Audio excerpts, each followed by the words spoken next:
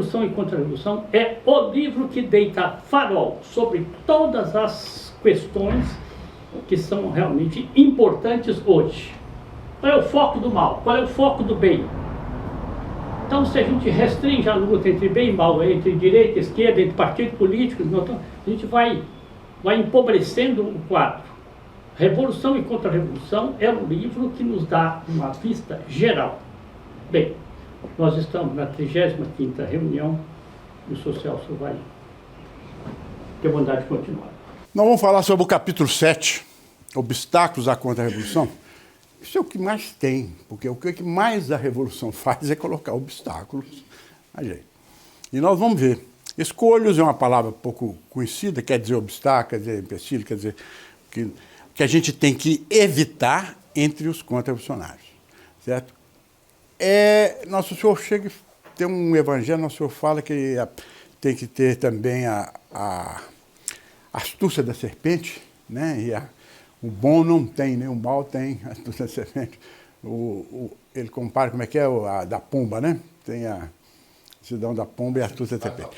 Precisa de ver a malícia da revolução, certo? Isso aqui é...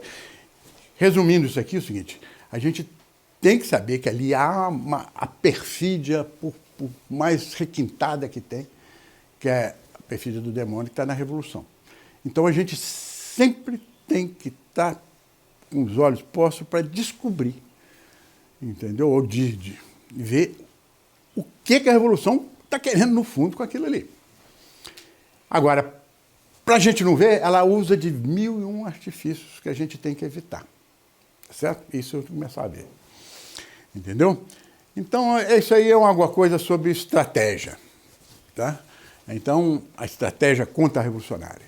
É isso aí que nós estamos vendo. Primeiro, entendeu? É saber que ali existe a maldade da revolução em tudo que faz, tudo que é moderno, tudo que existe essa maldade que, de uma certa forma, mesmo a gente não percebendo de cara, ela está contribuindo para o mal. Então, para evitar isso aí, o Dr. Plínio dá alguns conselhos, certo? Como o contra-revolucionário deve ser. Por isso é o seguinte, aqui que eu quero, então, a participação dos senhores. Você vai ver que é o seguinte, isso é um livro escrito em 59, então é lógico que ele colocou, e é uma coisa muito resumida, ele é muito sintético, a contra-revolução, e a gente pode expandir isso tudo aí. Tá? Ele começa a primeira coisa com mau hábito. Então, ele dá 2 aqui, depois a gente conversa sobre esses 2 aí, eu gostaria de alguma opinião dos senhores. Né? Nas reuniões que a gente faz, nos impressos, nos artigos, nos livros, tudo que o contra-revolucionário tem que fazer, entendeu? Ele não pode sair falando qualquer coisa. Ele tem que ser bem escolhido para não cair o negócio, não desviar, eu não dar margem para o pessoal da revolução combater. Então, é algo muito bem pensado. Sobre isso aí, eu acho que ninguém tem dúvida, né? É uma coisa muito clara, né? Alguém tem, não, né?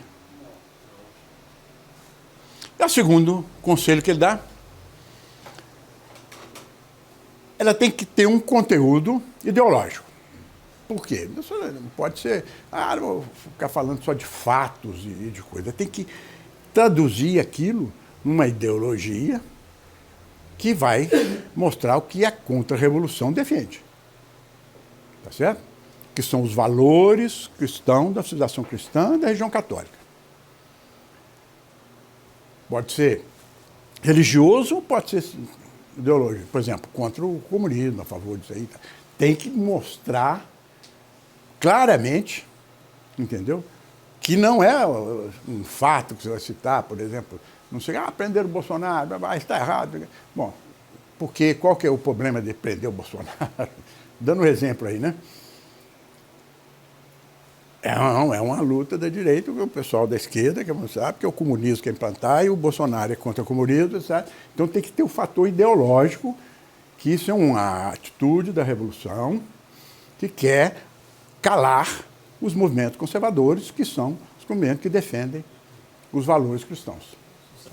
Então, isso é ideológico, quer dizer, tem que ter uma substância para você falar, não é simplesmente ficar falando fatos ou escrever coisas, certo?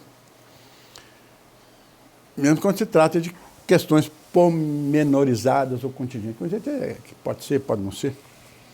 Pode passar, por favor. Por exemplo, né? Aí, apresentar a contra-revolução como se fosse uma simples nostalgia. Ah, eu gosto da Idade Média, os cruzados eram bonitos, aquele beleza, as vestimentas e não sei o quê, papapá, etc. Mas ficar só nisso, isso aí você está mostrando um lado nostálgico. Não é por isso que a gente defende a Idade Média, nem ia querer voltar à Idade Média, pelos costumes, pelos vestimentos, pelo que eles comiam, pelos que eles faziam, não. É pelos valores que orientavam a sociedade, que eram os valores católicos, cristãos, né, que constituiu o que é chamada a civilização cristã ou a cristandade. A cristandade era o conjunto de estados que... A cristandade pode-se dizer que é o ideal? É, mas a cristandade em si era o conjunto dos países da Europa, né, que eram cristãos e eram unidos. Tá? Celso, Por não. aí tem o perigo de cair no ridículo. Também, isso, exatamente. Quando você defende só a nostalgia, você fica no ridículo. Nós vamos falar um pouquinho depois sobre isso aí, que é a hora que fala sobre os slogans, que a gente vai falar um pouco sobre isso. Então, o doutor Pinto fala assim, ó, não é, você não está negando. Existe algum valor positivo nessa questão de nostalgia. Não está negando isso. Tá certo? Mas o que ele fala? O mero dever de fidelidade pessoal, por mais santo e justo que isso seja, é apresentar o particular como sendo geral, a parte como sendo o todo. É mutilar a causa que se quer servir. Certo? Então, se você defende a Idade Média só porque você gostava daquele espírito do cavaleiro andante, certo? Fica muito por baixo, né? Tem que ter o geral. O que é a importância? Era uma civilização cristã que procurou, tinha Deus como centro. Teocêntrica, né? Que no Renascimento virou antropocêntrica. Homem no centro. Humanismo.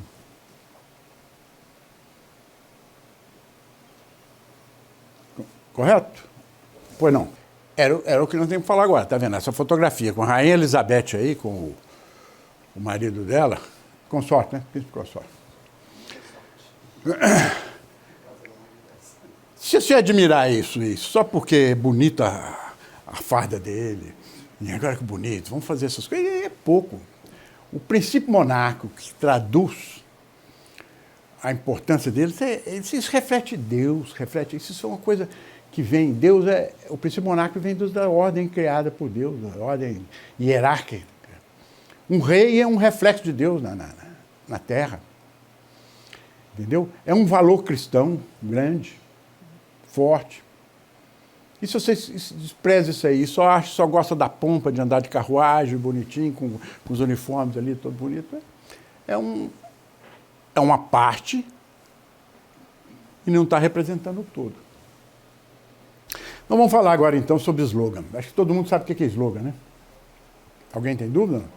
Frase de efeito, né? Ela é uma frase de efeito. É uma frase, normalmente é uma frase concisa, que representa uma ideia, uma frase bem escolhida, concisa. Tal. E esse slogan ele vem muito mais do marketing, da propaganda. O nome vem de lá. É um composto, eu não me lembro mais da etimologia, mas slogan, com uns anos aí, é um negócio da língua lá nórdica, que quer dizer isso aí. É para mais propaganda. Por exemplo, né, os slogans conhecidos aí no mundo hoje, né, no comércio, né? Então, cerveja, a Skol, cerveja que desce redondo. Isso é um slogan, todo mundo conhece isso aí, né?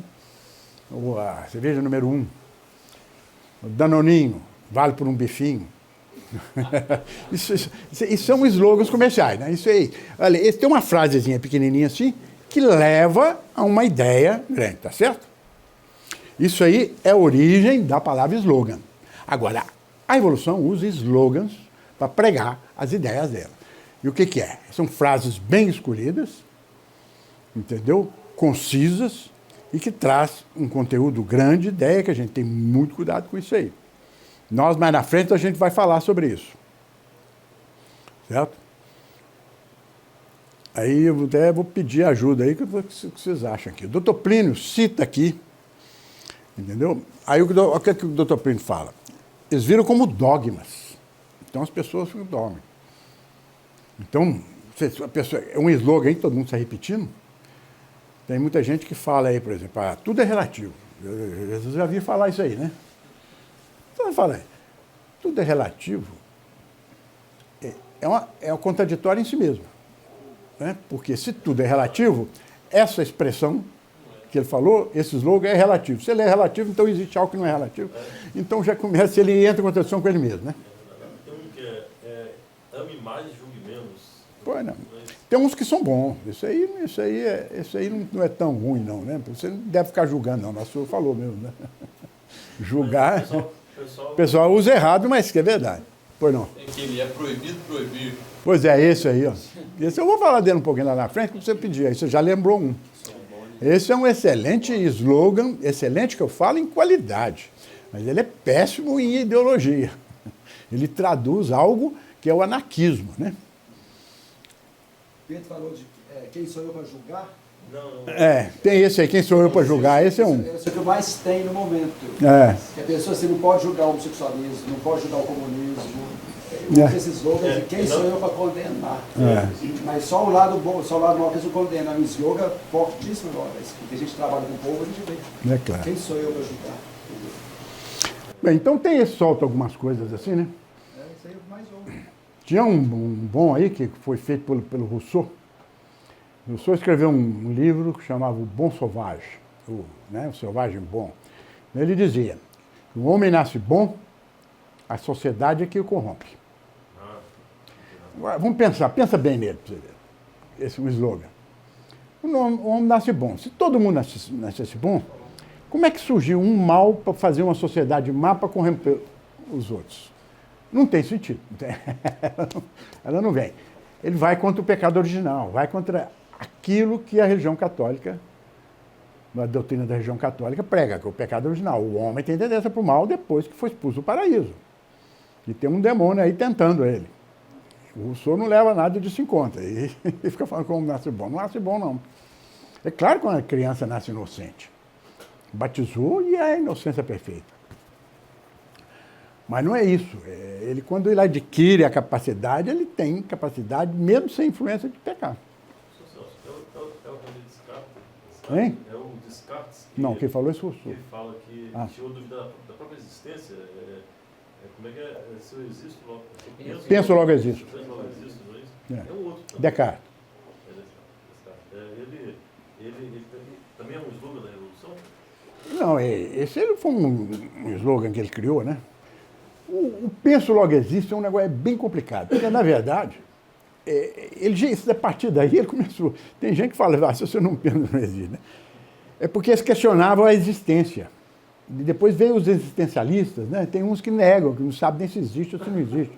Então, isso é uma filosofia, isso é um negócio muito complicado, eu não vou entrar por esse caminho aí, não. Ele é muito longo.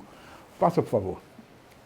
Um dos primeiros aí, que é um slogan que a Revolução criou, para criticar a contra-revolução, para criticar a resistência às mudanças que ela está propondo, é que a revolução é estéril por ser anacrônica. Ora, anacrônica todo mundo sabe o que é, né? É para trás, fora de moda, que é dos tempos mais antigos, então não cabe nos tempos modernos. Todo mundo viu falar aí, né? Isso é moderno, tudo moderno. O que é moderno, né? Quem sabe falar o que é moderno? Hã? Mas é atual não, porque moderno era dentro de 1800, aí falavam moderno, então não é tão atual. Moderno ele carrega muita coisa, que a gente assim, o pessoal fala e não sabe o que está carregando aquela palavra. Isso não é moderno, entendeu? Moderno quer dizer que você é inteligente, que você é atual, que você está evoluindo com o tempo. É muita coisa que quer dizer. Certo? Ela traz muito valor essa palavra, mas só que... Parece que é isso. A esquerda ela gosta de jogar os termos dela e essas palavras Esquerda não, aqui não vamos falar revolução de maneira geral. A esquerda é particularizar. A revolução, ela lança esses termos, mas ela não gosta de definir as próprias palavras que ela usa, né? Não, ela gosta de criar confusão. Então essas coisas não precisam ser bem definidas, não. Ela traz umas coisas dessas que traz muitos sentidos, entendeu? Por exemplo, eu quando falo moderno, todo mundo, a primeira coisa que pensa é essa que você falou. É uma coisa atual, atualizada dos tempos de agora, né? Que está de acordo com a mudança dos tempos. Pois é lógico, se a contra-revolução está lutando contra essas mudanças, mas é porque elas estão mudando os valores cristãos, eles vêm, criticam ela como fora do tempo, porque antigamente, que era assim, essa coisa medieval, já vi quantas vezes eles viram e falaram, isso é coisa medieval, como se fosse algo desprezível, né? Medieval, como se fosse um negócio bárbaro, retardado, qualquer coisa medieval, é assim. Né? Alguém pode falar? Celso, Ou não? acho que, sem adiantar ali a aplicação prática da sua Claro. final, mas são os slogans do tempo que o Dr. Pino escreveu. Sim. E isso, o senhor viu na faculdade, eu vi, ele viu, todos Vimos, nós vimos. Vocês querem o quê? Vocês querem Idade Média, vocês são contra o progresso, vocês não aceitam nada de moderno. Era um slogan, uma coisa poderosíssima. Isso não existe praticamente mais. Vocês já nasceram numa situação onde você fala, pô, está na dele, né? Ele é Idade Média, está na dele. Tem umas correntes assim, mas ainda existe mas ainda existe essa aí, né? Na nossa época aí, era um slogan fortíssimo. Parecido, talvez, hoje com aquecimento global, mudança climática, não sei, não precisaria ver. Depois vamos entrar essas coisas modernas, eu vou... Mais conversa, é exatamente isso. Tá? Então ele diz que a contra-evolução, quer dizer, o que a contra-evolução propõe, ela não pode florescer, não pode crescer, não pode medar, porque ela acontece dentro do tempo. Os tempos, você tem que adaptar os tempos, é outra questão, outro slogan, né? Você tem que adaptar os tempos. Você não pode, a igreja fala isso, o Concílio Vaticano II pregou isso, você tem que adaptar os tempos. E se você for ver o Evangelho, nosso Senhor fala exatamente o contrário, porque adaptar os tempos ou adaptar ao mundo, nosso Senhor fala o contrário. O mundo, ele coloca como o mal. Né? Então, o reino de Deus, o reino do nosso Senhor Jesus Cristo, que ele quer, é o contrário do que é o mundo. O mundo é a terra, ele quer o reino do céu. Se vós fosseis do mundo, o mundo nos amaria. Tem várias fases. Essa eu não sei de cor, não. Quem sabe mais aí da Bíblia de cor, do Evangelho. Mas é isso, mas nosso Senhor fala isso várias vezes, não uma vez só. Ele fala várias vezes quanto a isso. Fala que o demônio é o príncipe desse mundo. Fala isso mesmo. Então, quando ele está dizendo isso aí, se o mundo está mudando, ele está mudando principalmente por corrupção. Corrupção porque está deixando os valores religiosos que estão para trás, morais, então ele está se corrompendo. Quanto mais ele avança, mais ele se adapta ao mundo, o mundo fica pior. E a adaptação ao mundo é a coisa que eu tenho. Vou falar. Ela requer que os bons cedam, né? Exatamente. Não, os bons porque o contra é a contra-revolução, porque a contra-revolução quer manter os valores tradicionais da Igreja Católica. Não é ser só a tradição de costume, não sei o quê. Não é. Essa tem o seu papel, tá certo? Mas é manter principalmente os valores ensinados do nosso Senhor Jesus Cristo pelos apóstolos, que é chamada tradição católica. Correto? Eu vou dar só uma questão sobre essa questão aí, sobre a adaptação da igreja. Isso aí, vou falar só um minutinho aqui, depois eu passo para o próximo. Isso começou na Revolução Francesa. Porque você teve o Lutero, você fez a primeira revolução, que era a Revolução Protestante, ele simplesmente contestou, separou da igreja, entendeu? E fez. Aí ele quis mudar a igreja, mas assim, separou, a igreja continuou, fez o Concílio de Trento, se reorganizou, entendeu? E manteve a tradição. A Revolução Francesa criou uma igreja constitucional lá que queria obrigar os padres todos a fazer, né? Todo mundo conhece essa história. Derivado dela, nasceu uma corrente dentro da igreja, infiltrada da igreja, chamada catolicismo liberal, que já pregava, naquela época, a adaptação aos tempos. Naquela época, a Revolução Francesa já pregava através dessa corrente infiltrada dentro da igreja.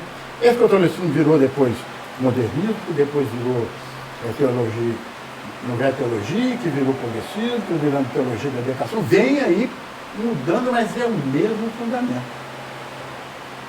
Agora, qual que é o erro aí? Você adaptar a igreja aos tempos. E quando nós falamos, você tem que converter o mundo e criar um reino de Deus na terra. É isso que nós pregamos. Se a igreja passa com o tempo, eles falam que tem uma revelação histórica, que aí a gente não pode lutar contra isso. Isso aí é a coisa que Deus quer. Aí você vai, a igreja faz uma adaptação. A igreja estava freando essa mudança de uma certa forma. Se ela faz uma adaptação, o que acontece? Ela para de ter esse freio. O que vai acontecer com o mundo? Vai correr mais para frente ainda. Não, ela não só parou, como ela se tornou um dos principais. Vai correr para frente, vai. Só que terminar o concílio. Vai correr mais um pouco. E lógico, assim, acabou o freio. Aí passa um tempo, já está defasado. A igreja, o que vai acontecer? Tem que adaptar de novo. Do Concílio Vaticano II, você pode ver o que está acontecendo agora, essa sinodalidade, esse outro avanço de adaptação que está tendo dentro da igreja. Quer perguntar? Vou falar. Você considera que essa questão da adaptação é o que gerou o mundo atual da forma, essa diferença que, vamos dizer assim, que a gente projeta, né? Que a gente almeja, como era antigamente, que essa adaptação foi o que causou a gente estar nessa situação? Muito dela. Muito dela. Essa revolução, ela tem vindo desde a Renascença. Agora, a partir do Concílio Vaticano II, ela aumentou numa velocidade muito grande. Essa situação, se não tivesse o Concílio Vaticano II, eu te garanto que se a gente não estava nesse estado de corrupção, terror de drogas, de liberdade sexual, de ideologia de gênero, isso não estaria nesse ponto, estaria bem mais atrás, porque a igreja segurava. Então, se ela para de segurar, o mundo já vem depravando muito tempo. A igreja segurava. Depois a igreja adapta, quer dizer, ela para de segurar, o mundo vai andar mais rápido ainda na corrupção. Aí dá um tempo ela vai querer outra adaptação. Dessa adaptação, mais rápido ainda vai andar o mundo. Outra adaptação, o que vai chegar? Acabar a igreja. Então, entra num ciclo vicioso, vai acabar a igreja. Vai virar um mundo, é a religião do mundo, a religião dos homens, da cidade dos homens, chamada. Religião da cidade dos homens. Acabando a igreja. Não vai acabar. Mas é o seguinte, o plano é esse. Disso acaba a igreja. Não vai acabar, mas com ruins. Então a adaptação aos tempos ela é muito perigosa. Entra nesse ciclo vicioso, que a tendência é o fim da igreja, dos valores. Respondi ou não sei?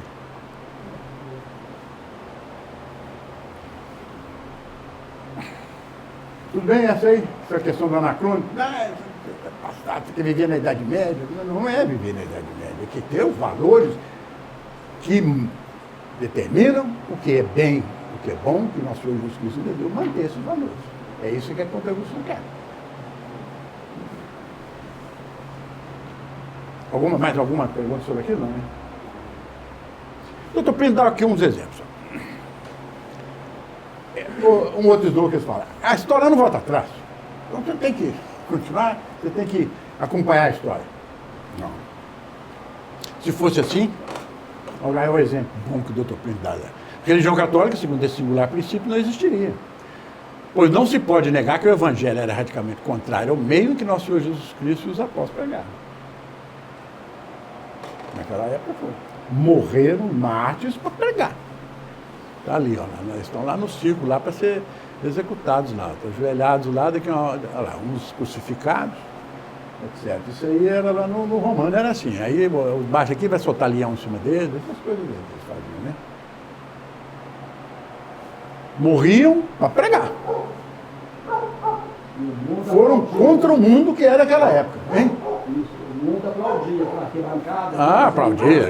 Aplaudia do... Isso. Não sei como é que alguém pode gostar de ver os outros, mas você vê como é que era a corrupção, né, da época. Entendeu como é que é? Então, pode passar, por favor. A outra Espanha. Outro exemplo, Espanha, Dom Pelayo. Quem foi lá em São Paulo, viu a palestra do Dr. Nelson lá, falando sobre dopas e etc, né? Dom Pelayo, Rodrigo Pelayo, foi o primeiro que se opôs à invasão muçulmana. Começou lá no início, no século VIII, se não me engano, século VIII, né? 700 e pouco. No século VIII, e a resistência da Espanha foi acabar com a queda de Granada no século XV. Sete séculos depois. Algo como uma volta. Tá certo? Então isso aí dá um exemplo. Se a história não volta atrás, tem que deixar os muçulmanos tomar conta lá da Península Ibérica e pronto. A história ficou 7 séculos lá. Não é assim? Não, eles lutaram 7 séculos até expulsar os muçulmanos da Península Ibérica. E o Alá de lá, né? Porque não era só uma luta porque o pessoal era da África e invadiu lá, não é isso não. Principalmente é pela religião. Muçulmana, de expulsar a religião muçulmana de lá. E manter a religião cristã católica. Essa era a luta de 7